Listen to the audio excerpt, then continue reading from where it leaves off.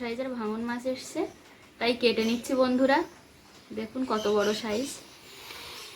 এরকম দুটো কেনা হয়েছে, আরও একটা আছে, এই আরও একটা।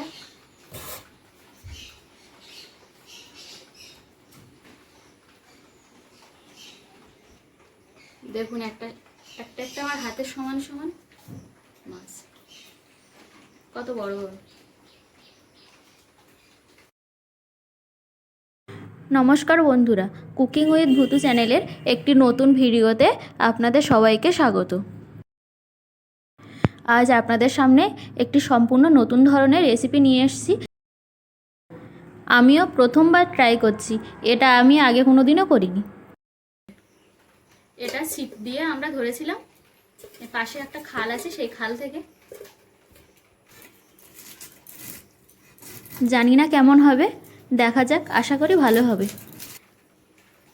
এটা দেখতে অনেকটা বড় পার্শে মাছের মতো, দেখলে এটা বাটার সাথে অনেকটাই মিল আছে, কিন্তু বাটা হয় পুকুরে আর এটা হয় নদীতে, আর জলে চাষ করা হয়। তো যেটা বলছিলাম, আজকে যেটা ট্রাই করব সেটা হলো ভাঙন মাছের ভাপা।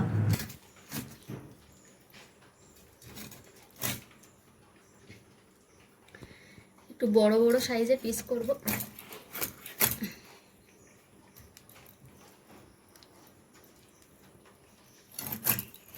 ইচ্ছা হলো একটা ইউনিক কিছু ট্রাই করার, তো ভাঙন মাছের কাঁটা বেশ কম হয়, তাই ভাঙন মাছের ভাপাটাই ট্রাই করি। যাদের মাছের কাঁটায় সমস্যা আছে তারা কিন্তু একবার ভাঙন মাছের এই ভাপাটা ট্রাই করে দেখতে পারেন। একটা কাটা হয়ে গেছে, এবার আর একটা কেটে নেব।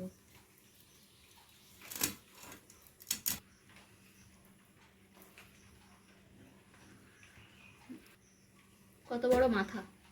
এইটাই সব থেকে বড় মাছ।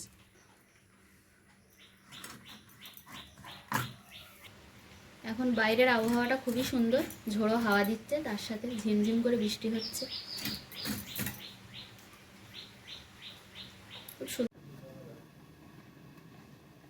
কিছু মাছের পাতলা পাতলা পিস আমি বেছে নিয়েছি, সেগুলো একটা পাত্রে দেখুন সাজিয়ে নিচ্ছি। পাত্রটা এয়ারটাইট টিফিন কৌটো হলে ভালো হয়।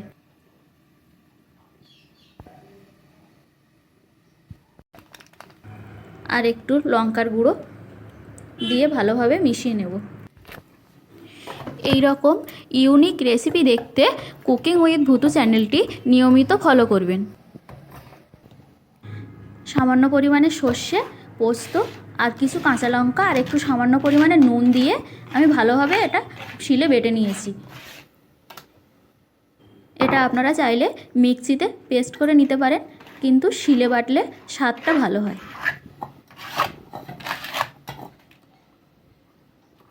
ঝালটা আপনারা আপনাদের স্বাদ মতো দেবেন, তবে একটু বেশি ঝাল রাখলে ভাপাটা খেতে ভালো হয়। এবার ওই উপকরণগুলো আমি ভালোভাবে মিশিয়ে নিলাম। এবার এর মধ্যে পরিমাণ মতো কাঁচা সরষের তেল দিয়ে দেব।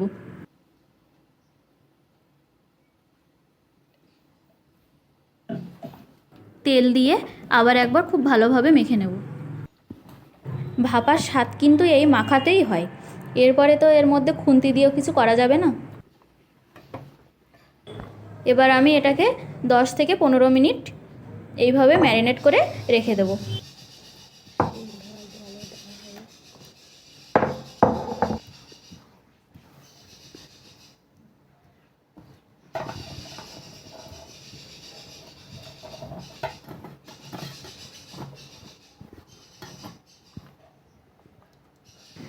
এর মধ্যে আমি এবার শিল ধোয়া জলটা দিয়ে দিলাম।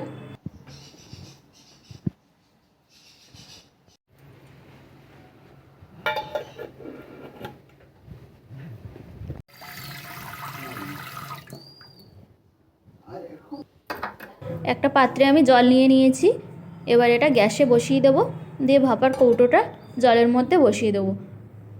তারপরে একটা ভারী কিছু দিয়ে এটাকে ঢাকা দিয়ে দিতে হবে। গ্যাসটা খুব লো ফ্লেমে দিয়ে রাখবেন।